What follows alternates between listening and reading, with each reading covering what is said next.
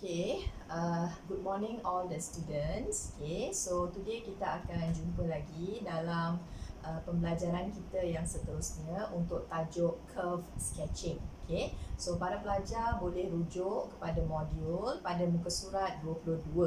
Okay, untuk tajuk curve sketching.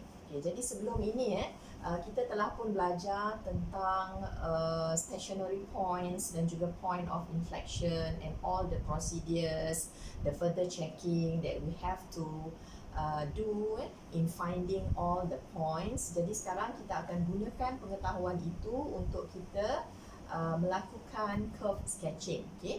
Jadi tajuk curve sketching ini agak panjang kerana kita ada I think about 5 or 6 elements that we have to consider. So the first one kita lihat dulu perkara pertama yang perlu kita pertimbangkan adalah the asymptotes. So apa dia garis asymptote sebenarnya Jadi kalau merujuk kepada takrifannya, an asymptote to a curve is a straight line to which the curve approaches as the distance from the origin increases. Itu sahaja maksudnya. So maksudnya dia adalah satu straight line, tak kira sama ada dia satu horizontal line, garis yang melintang ataupun garis yang menegak, vertical line, boleh jadi melintang atau menegak. Yang mana satu curve dia akan sentiasa menghampiri garisan itu bila jaraknya daripada asalan itu semakin meningkat. Jadi maksudnya dekat sini, kalau X kita jadi semakin besar ataupun X kita jadi semakin kecil, kita dapati bahawa our curve, graph itu akan sentiasa menghampiri that straight line. So that straight line is what we call the asymptote line. Okay?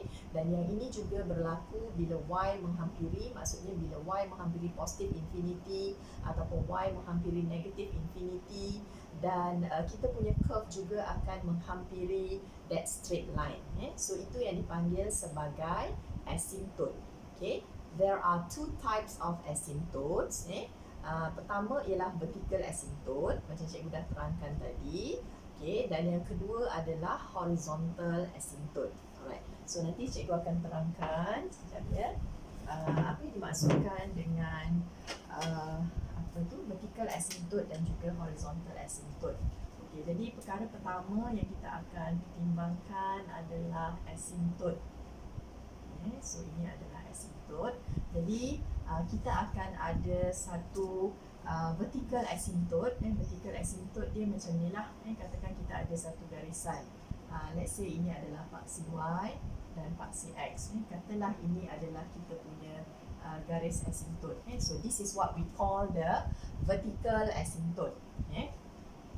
Jadi maksudnya kalau katakan kita ada satu curve, kita dapati bahawa curve kita ini bila jaraknya daripada asalan ini semakin meningkat, dia akan menghampiri that asymptote line. Ataupun dia macam ni lah. Okay? Dia akan menghampiri that asymptote line. Okay? Jadinya untuk katalah saya ada ini adalah garisan X sama dengan A. Okay? Jadi macam mana kita dapat satu vertical asymptote, iaitu limit X menghampiri A sama ada daripada kanan ataupun daripada kiri fx. Fx ni ialah kita punya curve lah, graph ni. Okey, nilai dia akan sama dengan plus minus infinity. Plus minus infinity. Jadi kita dapati dekat sini kan, bila kita check, okey, katalah ini kita punya tadi asymptote line dekat sini kan. Katalah garisan X sama dengan A. Jadi kalau X menghampiri A, ini adalah X menghampiri A daripada kiri, dan yang ini adalah X menghampiri A daripada kanan. Kita dapati bahawa graf kita akan menghampiri positive infinity in this case. Katalah contoh ni saja. Kalau katakan yang X menghampiri A daripada kiri pula, kita dapati katalah graf kita akan menghampiri this straight line. Menghampiri straight line ini dan terus menghampiri negative infinity. So dia akan menghampiri negative infinity. So dekat sini graf akan menghampiri plus minus infinity apabila X menghampiri A daripada sebelah kiri atau kanan. So kita akan dapat satu vertical asymptote, iaitu pada garis X sama dengan A. Okay. Kemudian untuk yang horizontal asymptote, horizontal asymptote,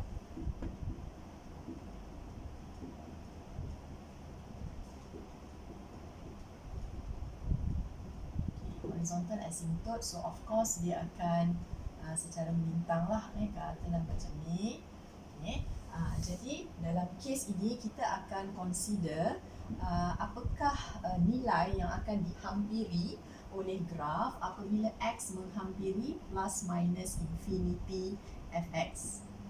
Jadi maksudnya dekat sini apa yang akan terjadi kepada curve ataupun fx bila x kita sama ada semakin kecil atau semakin besar. Katalah x saya bila dia semakin besar, ini nilai-nilai x yang jadi semakin besar, semakin besar. So kita dapati bahawa curve ini akan menghampiri this straight line. Kemudian untuk nilai-nilai x yang semakin kecil, katalah dekat sini nilai-nilai x yang semakin kecil, kita dapati bahawa curve kita juga akan menghampiri this straight line. So katalah ini garisan y sama dengan a. Jadi yang ini akan sama dengan A. Maksudnya bila X saya jadi semakin besar ataupun X saya jadi semakin kecil, didapati bahawa saya punya Fx, this is my Fx, Fx ini akan menghampiri A. Jadi Y equals A is a horizontal asymptote. So dalam kes ini kita ada dua lah. Pertama, X sama dengan A, satu vertical asymptote, dan juga garisan Y sama dengan A, satu horizontal asymptote. Okey. Jadi contoh nilai, kalau sebagai contoh, kamu boleh lihat pada example yang cikgu berikan kat situ untuk further understanding. Okey, katalah saya ada curve-nya ialah Y sama dengan X per X tolak 2. Y sama dengan X per X tolak 2. Alright. Sekarang ni saya nak mencari vertical dan juga horizontal asymptote. Okey, kalau vertical asymptote, cara yang mudah ialah kita boleh lihat factor at the denominator. Okey. So yang pertama ni kita tengok factor ini, so kita dapati factor at the denominator adalah x tolak 2. So dalam kes ini kita tahu bahawa nilai ini tak boleh sama dengan kosong. Okey. Sebab kita tak boleh ada nilai kat bawah tu kosong kan. Okay, jadi maksudnya x kita tak boleh sama dengan 2. Jadi maksudnya garisan x sama dengan 2 is a not the horizontal, the vertical asymptote.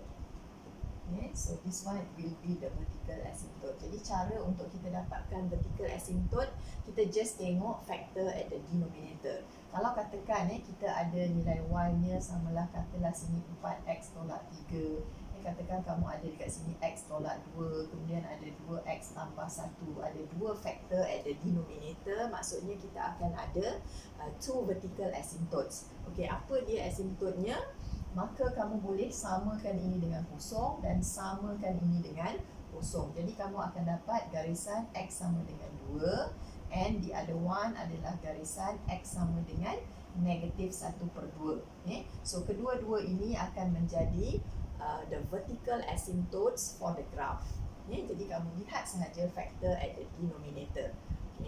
Jadi maksudnya nanti bila x ini akan menghampiri 2, tekan macam ni kalau ikut sifat sana, bila x menghampiri 2 sama ada dari kiri atau kanan, fx kita akan dapati nilainya adalah plus minus infinity. Maksudnya nilai y kita akan jadi semakin besar, menghampiri positif infinity ataupun semakin kecil lah.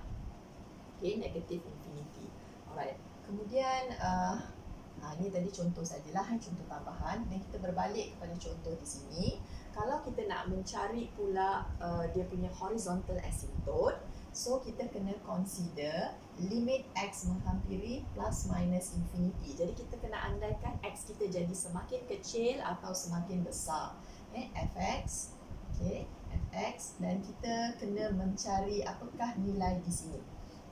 Jadi kalau cikgu ada x menghampiri infinity, ingat lagi tak yang last time yang kita belajar dalam limit, dalam first chapter itu, kalau x menghampiri infinity, katakan kita ada satu function ini, kita nak dapatkan ini, maka caranya ialah kita akan divide all the terms with the highest power of x kan, yang itu kan.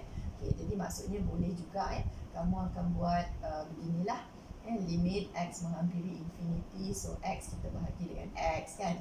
Sebab highest power dia adalah x lah, tolak dengan 2 per x, that one lah.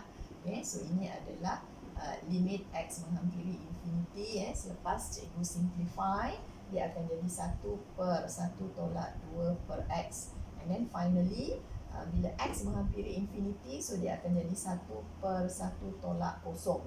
Dekat sini kita assume 2 kita bahagikan dengan nombor yang semakin besar, dia akan menghampiri kosong. Jadi cikgu dapat dekat sini ialah 1. So dekat sini saya dapat nilainya adalah 1 by finding this limit. Jadi ataupun secara shortcutnya, kalau kamu tengok function ini, kalau kamu tak sempat nak buat yang ini pun, kita boleh consider functionnya ialah begini, x tolak 2. Jadi kalaulah x itu sangat besar ataupun sangat kecil, maknanya nilai tolak 2 dekat belakang ini has a very small effect to the whole function. Jadi kita macam boleh abaikan yang tolak 2 inilah, ataupun kita tak perlu consider lah yang tolak 2, tambah 1 ke apa benda-benda semua kat sini. Tapi kalau yang darab kita tak boleh abaikan lah. Jadi maksudnya cikgu abaikan, jadi maknanya cancel, saya akan dapat 1. Jadi membawa maksud bahawa y equal 1 is the, yang tadi kita ada x sama dengan 2 kan, sebagai dia punya vertical asymptote, dan y sama dengan 1 sebagai dia punya horizontal asymptote. Jadi itu cara untuk kita mencari horizontal asymptote. Yang ini adalah vertical asymptote. Kemudian kita akan lihat pula kepada perkara kedua yang kita akan pertimbangkan dalam curve sketching ini adalah intersection with axes. Intersection with axes. Boleh refer lah dalam modul tu. Intersection with axes. Yang kedua, intersection with axes. Yang ini pun kita pernah buat sebelum ini, iaitu yang x-intercept dan juga y-intercept. Jadi kalau kamu nak mencari x-intercept, dan kita akan declare y sama dengan kosong lah, supaya kita dapat dia punya x-intercept.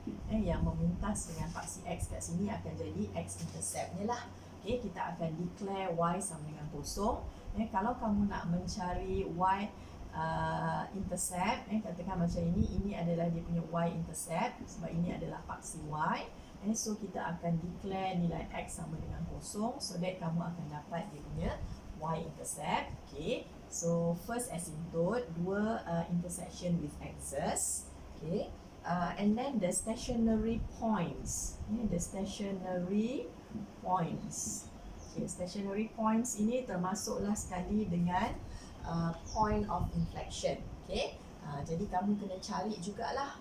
Maknanya kamu ada fx, jadi kamu ada y in terms of x, then you have to find dy dx macam biasa, and then samakan dengan kosong untuk dapatkan stationary points, and then cari yang second derivative dy dx squared, gantikan nilai x tadi dan check sama ada dia positif atau negatif, so that kamu akan dapat sama ada local max atau local min point.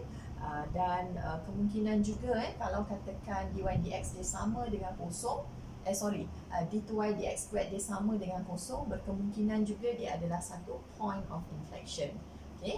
Dan kamu akan cuba buat further checking untuk pastikan yang dia memang betul-betul adalah point of inflection, ataupun kalau kamu tak dapat lagi point of inflection, kamu boleh buat for another point of inflection, kamu boleh terus declare second derivative samakan dengan kosong, dan kamu akan dapat satu titik, dan kita buat further checking.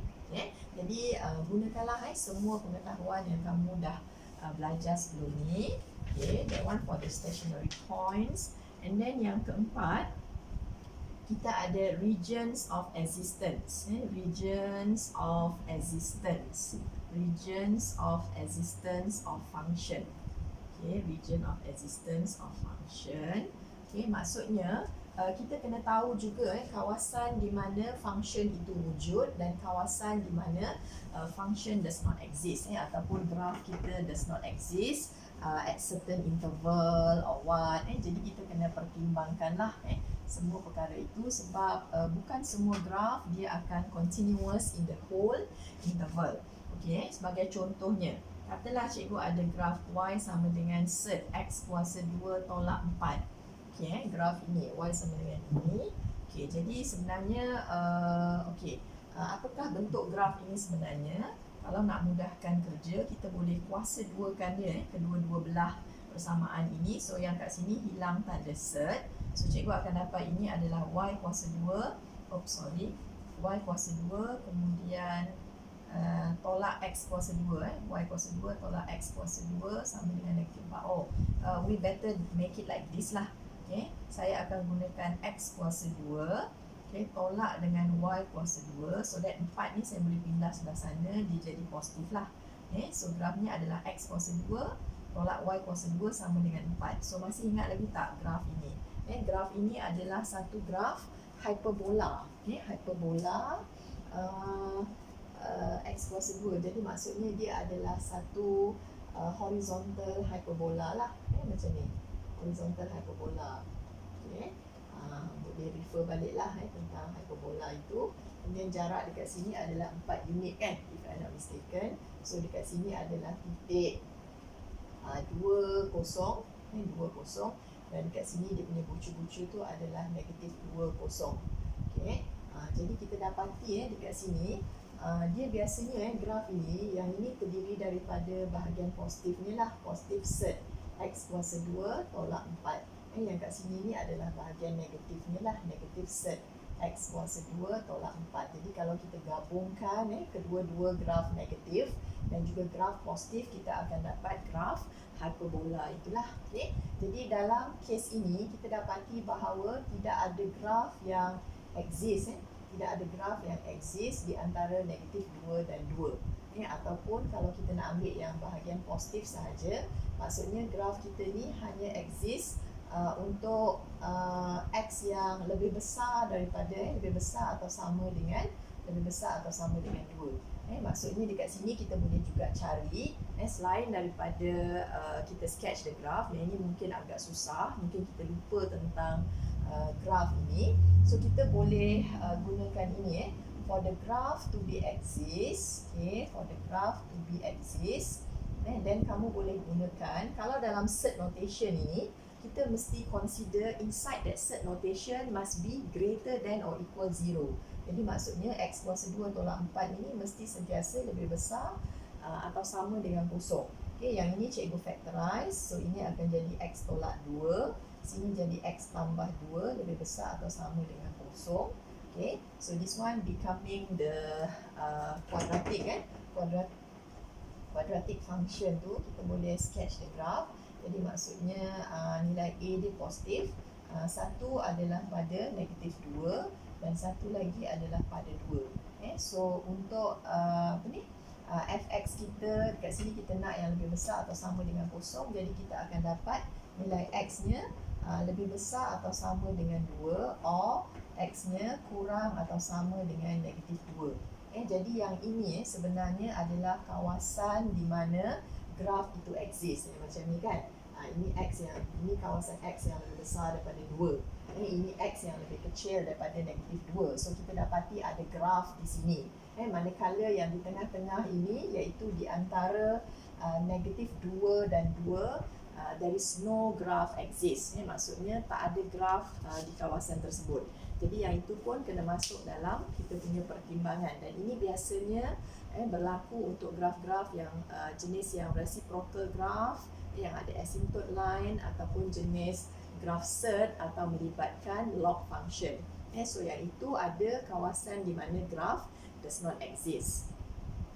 Okey, kemudian yang kelima tu adalah behavior of the graph.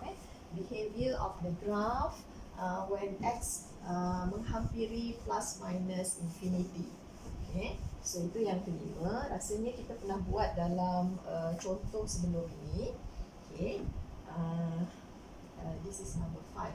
Number 5 adalah behavior of curve.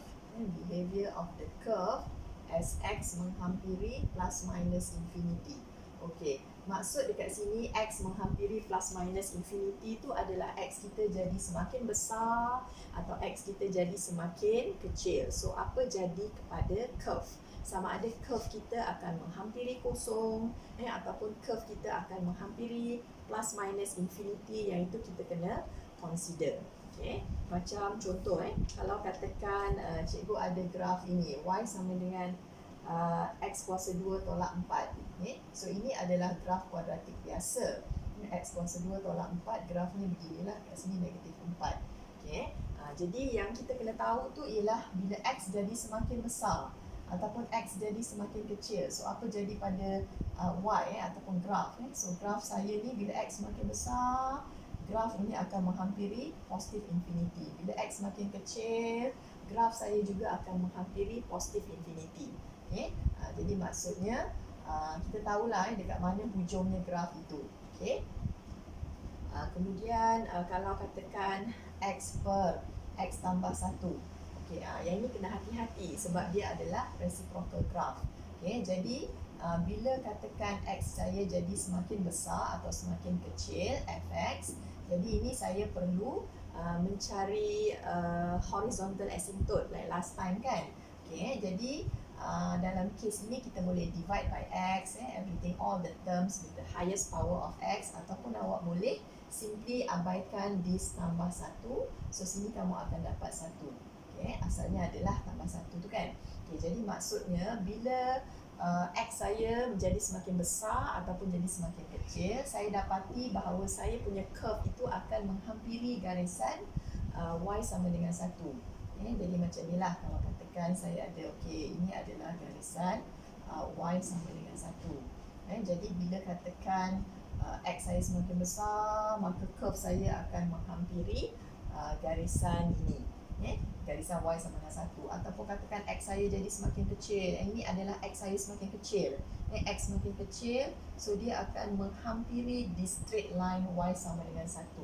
Okay. Jadi dia sebenarnya ada kena-mengena juga dengan the horizontal asymptote. Jadi perkara itulah yang kita kena consider. Alright. Okay. And then finally, okay, yang ini adalah simetri. Simetri ni penting jugalah, tapi dia kadang-kadang ada dalam graf, kadang-kadang tak ada. So what is the symmetry? If only even powers of y occur, maknanya kita ada kuasa genap pada y sahaja. Kuasa genap pada y, then the curve is symmetrical about the x-axis. Kuasa genap pada y, then graph akan symmetrical about the x-axis. Kalau kuasa genap pada x sahaja, okay, maka kita akan ada curve itu symmetrical about the y-axis. Okay. If only even powers of y and also only even powers of x occur, then the curve is symmetrical about both axes. Okay. Jadi untuk tajuk simetri ni, okay, kamu boleh look at the example given and then boleh sketch the curve lah. Okay, kamu boleh sketchkan gambar untuk lebih faham. Okay, jadi tengok contoh-contoh graf itu. Okay, ini bawah simetri lah. Example, first example. Untuk example A tu kita ada y squared sama dengan 4x. Okay, jadi ini sekarang kuasa genapnya ada pada y sahaja, tak ada pada x. Okay, so ingat lagi tak ini graf apa? Yang ini adalah sebenarnya graf parabola yang kita belajar last time kan. Y squared sama dengan 4ax ataupun x squared sama dengan 4ay. Okay. Jadi kita akan ada grafnya. Dalam kes ini bentuk grafnya adalah begini. Okay. Kalau yang dah lupa tentang graf itu boleh refer balik. So ini adalah graf y squared sama dengan 4x. This one is the horizontal parabola. Okay. Dengan dia punya bucunya adalah pada titik kosong-kosong. Okay. Jadi kita dapati bahawa bila kuasa genap itu ada pada y, so graf kita dia akan symmetrical about the x-axis. Nampak dia symmetrical. So ini adalah faksi simetrinya lah ataupun axis of symmetry. So nilai-nilai y yang sama di atas, di bawah macam itulah.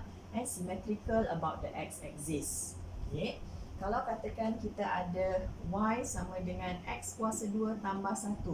Okey, ini adalah graf kuadratik biasa. Ataupun masih lagi graf parabola. X kuasa 2 tambah 1. Okey, naik 1 di atas. Y sama dengan x kuasa 2 tambah 1. Jadi, jadi kita dapati bahawa graf ini kuasa genapnya ada pada x sahaja. Okey, kuasa genap ada pada x dan graf ini dia akan symmetrical. Symmetrical terhadap paksi y. Kuasa genap pada x, symmetrical terhadap paksi y. Macam itulah. Dia mempunyai bentuk yang samalah di kiri kanan ini. Okey. Kemudian yang seterusnya tu, kalau katakan kita ada kuasa genap pada kedua-dua x dengan y. Kuasa genap pada kedua-dua x dengan y. Untuk yang C tu kan, kita ada x kuasa 2 tambah y kuasa 2 sama dengan 4. You all can sketch the graph dekat ruangan kosong tu. Okay, so yang ini graf apa ni? Yang ini ada, kalau kamu ingat dulu, dia adalah satu circle. Dia adalah satu circle. Okay, circle. Yang mana dia punya jari yang dekat sini ni kan, yang ini adalah R squared. Maksudnya kat sini 2 unit, 2 unit, 2 unit dan 2 unit. So dekat sini adalah 2, sini 2, sini negatif 2 dan sini adalah negatif 2 jugalah. Okay. Jadi kamu dapati sekarang kuasa genap ada pada x dan kuasa genap juga ada pada y. So dia akan, grafnya akan symmetrical about both the y axis and also the x axis. Jadi inilah 6 perkara yang kita perlu pertimbangkan dalam curve sketching. Jadi kita akan cari semua all the asymptotes, all the stationary points, if the point of inflection if any, and then we join together with the x-intercept, the y-intercept, the behavior of the graph bila x kita jadi semakin kecil dan semakin besar. Like last time kan, contoh yang cikgu buat dulu kan untuk tajuk apa ni, yang curve sketching hari tu, y sama dengan x e kuasa negatif x. Kan kita akan check kan, bila x menghampiri positif infinity, apa jadi pada y? Y menghampiri kosong. Okey, bila x menghampiri negatif infinity, dan kita dapati y menghampiri negatif infinity juga. Jadi easier for us to sketch the graph lah. Okay. Dan satu lagi kita kena consider juga regions yang mana graph does not exist. Okay. Jadi dengan semua pengetahuan yang kita ada, we join all the 6 elements together, termasuk yang simetri juga, then barulah kita akan buat satu curve sketching. Tapi bukan semualah curve sketching itu ada all the 6 elements. Kadang-kadang elemen yang ke-6 ni tak ada. Okay. Ada masa ni juga asymptote line tak ada. So it depends on the graph lah. Okay. Bergantung pada jenis grafnya. Kalau graf polinomial mungkin tak ada asymptote line. Kalau katakan graf rational function, mesti ada asymptote line. Dan ada perkara-perkara lain yang kita kena pertimbangkan, macam benda ni, behavior of curve. Jadi bukanlah semua elemen itu mesti ada, but we have to check for all the elements. Kalau katakan tak ada, then tak apalah, we just leave it lah. Okay, leave it like that. Okay, dan kita teruskan dengan elemen-elemen yang lain. Okay, so selepas itu baru kita boleh buat curve sketching. Jadi selepas ni cikgu akan tunjukkan contoh-contoh soalan dan kita akan buat curve sketching.